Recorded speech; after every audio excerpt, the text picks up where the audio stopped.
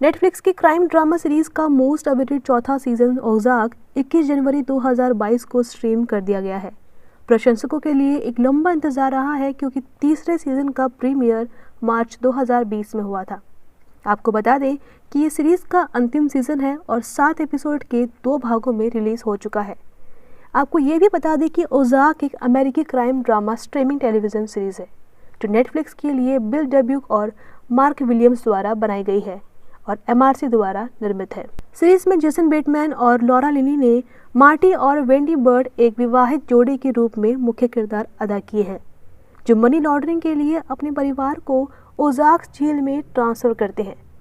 इस सीरीज का 10 एपिसोड का पहला सीजन 21 जुलाई 2017 को जारी किया गया था। 10 एपिसोड का दूसरा सीजन 31 अगस्त 2018 को जारी किया गया था और तीसरा सीजन 10 एपिसोड का मार्च को जारी किया गया था और अब 21 जनवरी 2022 को लास्ट सीजन के 7 एपिसोड रिलीज कर दिए हैं। लास्ट सीजन को 2 पार्ट्स में रिलीज किया जाना है जिसमें प्रति पार्ट में 7 एपिसोड्स हैं। फिलहाल लास्ट सीजन के फर्स्ट पार्ट के 7 एपिसोड्स आ चुके हैं। दर्शकों को बर्ड्स से प्यार हो गया है, एक परिवार जिसे शिकागो से ओज़ार्क में शिफ्ट करने के लिए मजबूर किया गया है ताकि मैक्सिकन ड्रग कार्टेल के लिए मनी लॉन्ड्रिंग की जा सके। एक औसत पारिवारिक व्यक्ति के बारे में भी ये सीरीज बताती है जो ड्रग किंगपिन के रूप में दोहरा जीवन जीता है। ओज़ार्क कई प्रमुख क्षेत्रों में भाग लेता है, विशेष रूप से इसकी गति, इसका अंधेरा और आकर्षक पात्रों की इसकी व्यापक आकाशगंगा आपको एक ऐसी दुनिया में ले जाती है जहां रोमांच है, रहस्य है और सही के साथ खड़ा होने की हिम्मत भी, चाहे जिंदगी कितनी भी मुश्किलों से घिर जाए। ओज़ार्क एक बहुत ही महत्वपूर्ण तरीके से ब्रेकिंग बैड के नेतृत्व का अनुसरण करता है। ब्रेकिंग बैड के अंतिम सीजन की तरह जिसे 2 मिनी सीजन में विभाजित किया गया था, ओज़ार्क अपने फिनाले सीजन को लाया है। अगर डुबुक और विलियम्स ने गिलिगन से एक बात सीखी है तो वह यह है कि प्रत्याशा लगभग उतनी ही अच्छी हो सकती है जितनी कि खुद हो। फिर भी मैं आपको आश्वस्त कर सकती हूँ कि जिसने ओज़ार्क के पिछले सीजन के पहले 7 एपिसोड देखे हैं वो मिस नहीं करना चाहेंगे। ओज़ार्क का अंतिम सीजन एक फ्लैश फॉरवर्ड टीजर के साथ शुरू होता है जो एक क्लिफ हैंगर में समाप्त होता है। ओपनिंग क्लिफ हैंगर के बाद कथा वापस वहीं से शुरू होती है जहां हमने सीजन 3 के अंत में छोड़ दिया था। साथ ही बायर्स अभी भी अपने बॉस उमर नवारो यानी फेलिक्स सोलिस द्वारा कार्टेल वकील हेलेन के अचानक खूनी उन्मूलन से जूझ रहे हैं।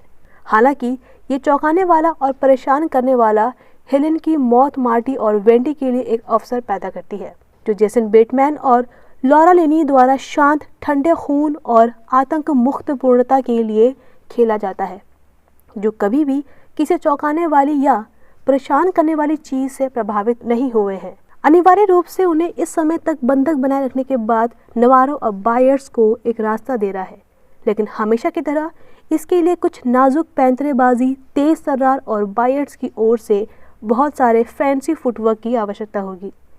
लेकिन टैप डांसिंग मार्टी की अपनी विशेषता है जिसके चलते मार्टी उस तक पहुंचने के लिए बहुत कुछ नहीं करेगा। इस बीच वेंडी पहले से ही कई कदम आगे बढ़ा चुकी है और अपने भविष्य के लिए योजना बना रही है।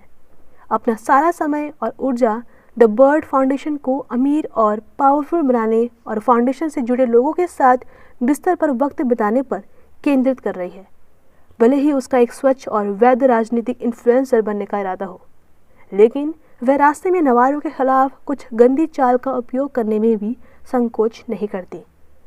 लेकिन इस सीजन में अपने जीवन विभाजित करने का वेंडी का कौशल तनावपूर्ण है क्योंकि बेन की मृत्यु उसके मानस में बनी हुई है।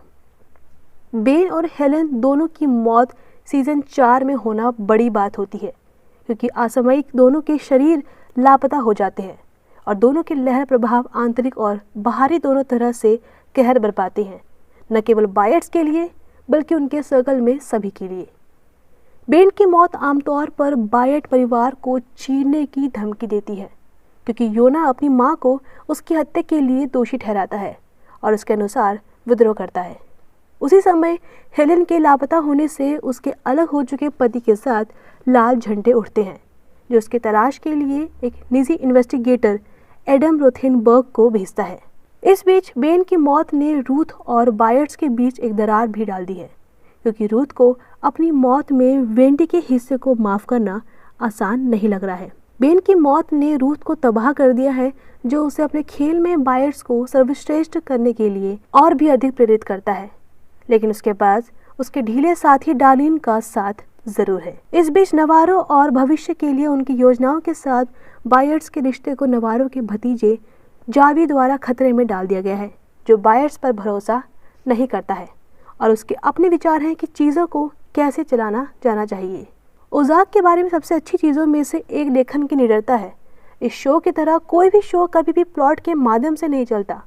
आप कुछ खो जाने के डर से एक पल के लिए भी मुंह नहीं मोड़ सकते। हर एपिसोड ट्विस्ट से भरा हुआ है।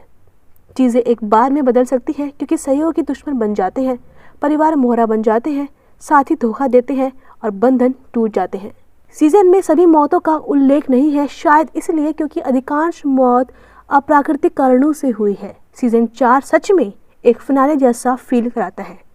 यदि आप इसके पुराने सीजन देख चुके हैं तो दुनिया की कोई ताकत नहीं जो आप इस फाइनल सीजन को ना देखें।